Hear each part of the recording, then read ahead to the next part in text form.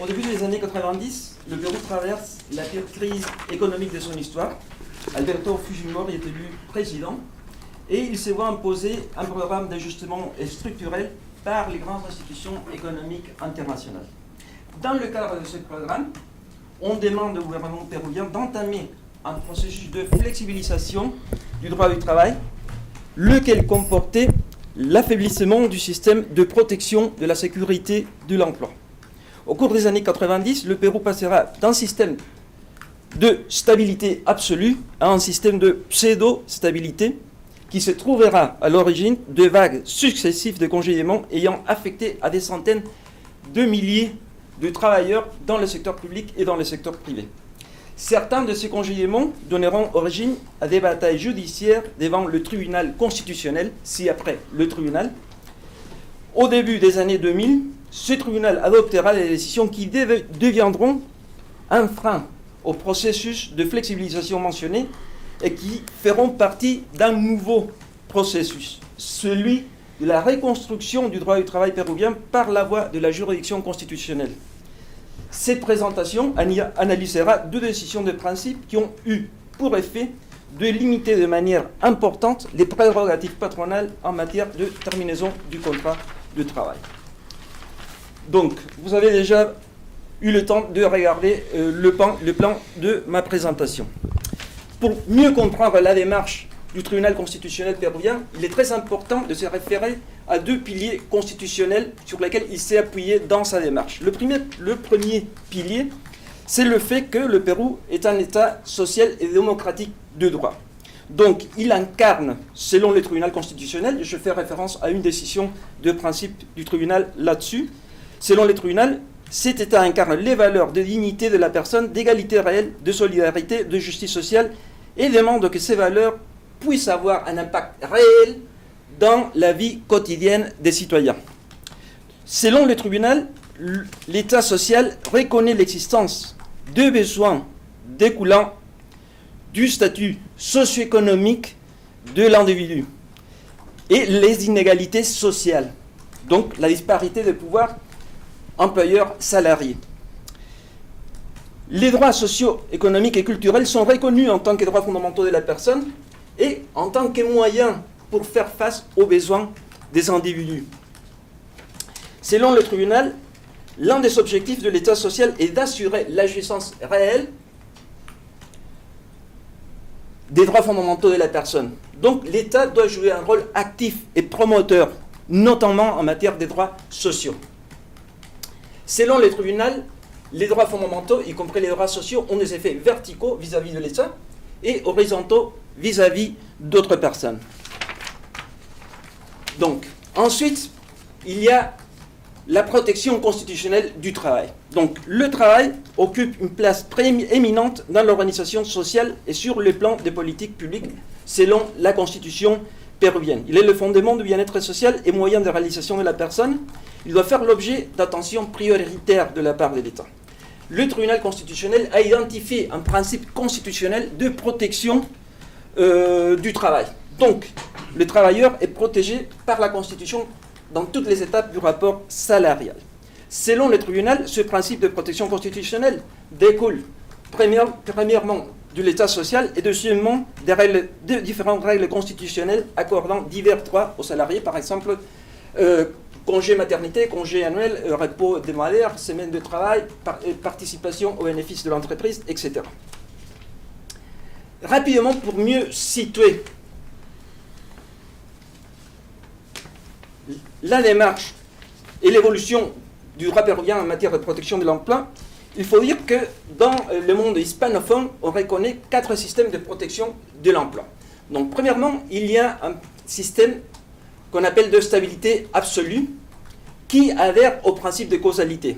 C'est-à-dire que l'employeur ne peut mettre fin au contrat que sur la base d'une cause juste.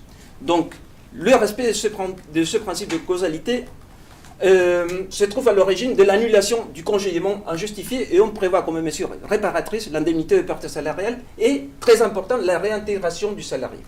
Ensuite, on a le système de stabilité relatif. La principale différence avec le système précédent, c'est le paiement d'une indemnité de départ qui remplace la réintégration du salarié. Puis ensuite, on a le système qu'on a dans la loi péruvienne en ce moment, un système de pseudo-stabilité. On reconnaît littéralement le principe de causalité, mais le non-respect de ce principe ne conduit pas à l'annulation du congédiement. On prévoit comme seule mesure réparatrice l'indemnité de départ. Et puis il y a le système de résiliation avec préavis.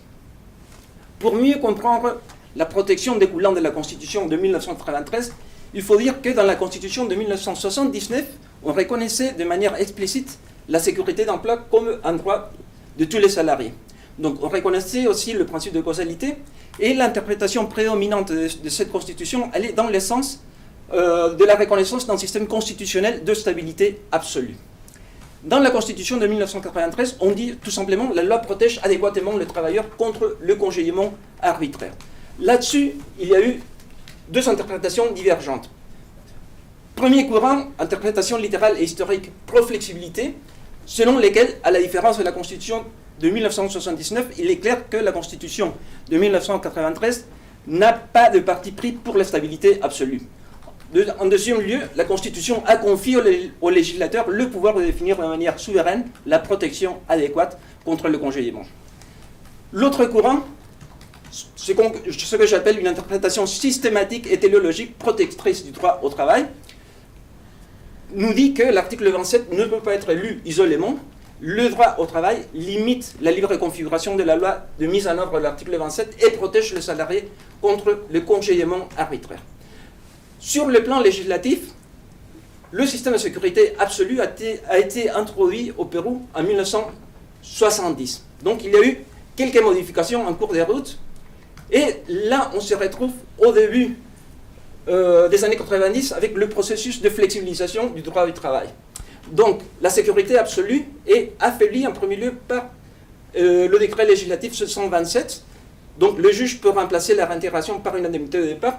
Et il y a l'introduction d'une figure intéressante, la nullité du congédiement pour des motifs interdits, qui conduit au paiement d'une indemnité de perte salariale et la réintégration. Motif interdit, activité syndicale, grossesse, porter plainte contre l'employeur et discrimination dans 3 ou 4 cas. En 1995, le législateur approfondit la flexibilisation et il introduit un système de pseudo-stabilité. Donc, on reconnaît le principe de causalité, mais la seule mesure réparatrice, c'est l'indemnité de départ. Donc, voici la décision du tribunal constitutionnel. On va parler de deux décisions. La décision du 11 juillet 2002. Donc, son point de départ, c'est la reconnaissance de la protection constitutionnelle du travail en lien avec l'État social et démocratique de droit. Il reconnaît que le droit au travail est protégé de manière explicite par la Constitution. Donc, ensuite, le tribunal analyse le droit au travail en se servant de la notion des contenus essentiels importés du droit allemand. Donc, premier volet, accès à l'emploi. Deuxième volet, protection contre le congédiement arbitraire. L'employeur ne peut mettre fin au contrat que sur la base d'une cause juste. Donc, le tribunal rejette l'interprétation historique. Selon lui, il faut lire conjointement les articles 22 et 27. Ils sont complémentaires et il faut les lire à la lumière du principe constitutionnel de protection du travail. Selon le tribunal, l'article 27 n'accorde pas carte blanche au législateur. Il est censé respecter le contenu essentiel du droit au travail de l'article 22. Ensuite, selon le tribunal, l'application de la loi ne peut pas ignorer l'exigence d'une cause juste pour congédier découlant du droit du travail. Cela mène le tribunal à conclure que le congédiement ad nutum, sans invoquer une cause juste, est frappé de nullité, et qu'en cas de déclaration de nullité du congédiement, la mesure réparatrice adéquate doit être in natura, donc c'est la réintégration. Dans sa deuxième décision, le tribunal reprend ces arguments et il en ajoute 3.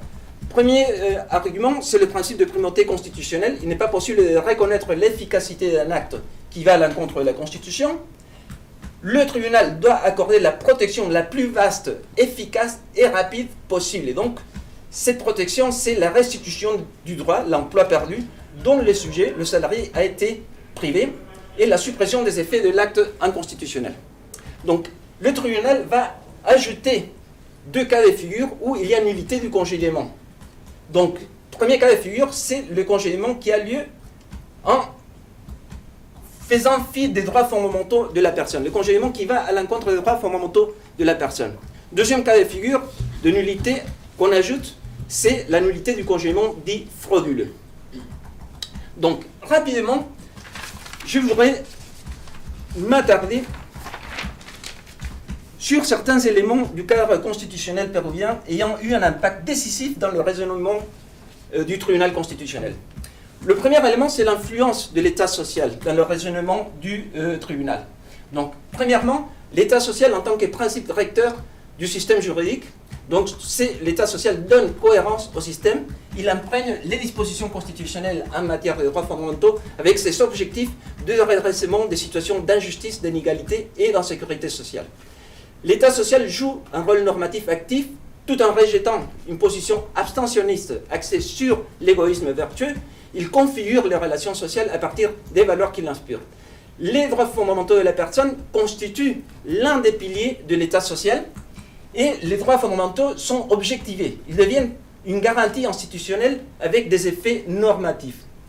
En ayant comme point de départ l'État social, le tribunal a identifié le principe de protection du travail comme l'une de ses manifestations et il s'en est servi pour remettre en question la pseudo-stabilité d'emploi.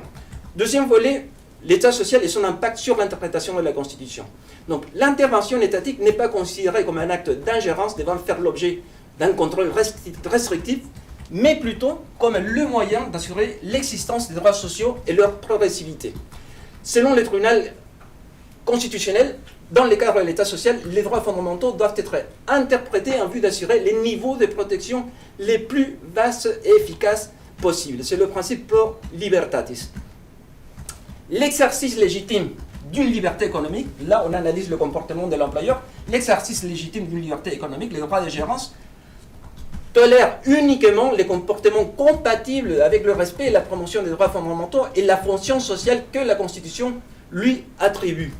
Donc, ça veut dire que l'exercice légitime de la liberté d'entreprise ne peut pas faire fi du droit au travail ni de l'objectif du travail décent. Par rapport à cet objectif, il faut dire que le tribunal constitutionnel, dans une autre décision,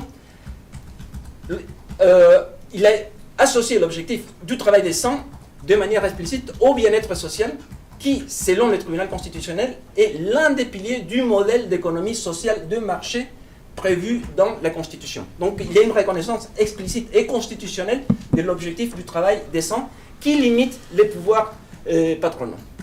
Je termine cette analyse avec la question du rôle de la notion de contenu essentiel. Donc ça c'est une importation aussi du droit allemand. Donc le tribunal a recours à cette notion afin d'éviter que le droit au travail et la protection constitutionnelle contre le congédiement soient affaiblis jusqu'au point d'être méconnaissables et dépourvus d'efficacité.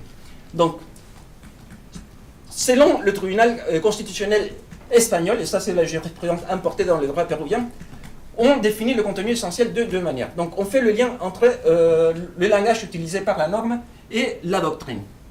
Pas compliqué. Donc, de ce côté, la doctrine travailliste constitutionnaliste espagnole, laquelle reçoit une grande influence de la doctrine constitutionnaliste allemande, et la doctrine péruvienne ont joué un rôle très important dans l'interprétation de la Constitution péruvienne. Deuxième manière de limiter le contenu essentiel, c'est identifier la partie du contenu du droit qui est absolument nécessaire pour que les intérêts justifiant l'existence de ce droit soient vraiment protégés. Donc là-dessus, par rapport à ce volet, le tribunal constitutionnel péruvien a utilisé une méthode pragmatique axée sur l'évaluation de l'application de la loi. Donc le tribunal constitutionnel a pris note de la façon dont les employeurs appliquaient le système de stabilité. Il a conclu que cela conduisait à des résultats intolérables. Donc cette méthode programmatique axée sur l'évaluation de l'application de la loi en vue de proscrire certains types de congédiements tolérés par le système de pseudo-stabilité. Donc, il y a un rejet de l'interprétation littérale et historique ayant permis des vagues de congédiements arbitraires. En conclusion, le tribunal constitutionnel a reconfiguré la protection contre le congédiement en adoptant une approche instrumentale, Coutu 2004, tributaire de l'État social et démocratique de droit, qui vise à accorder au droit au travail une protection efficace. Merci beaucoup Francesco.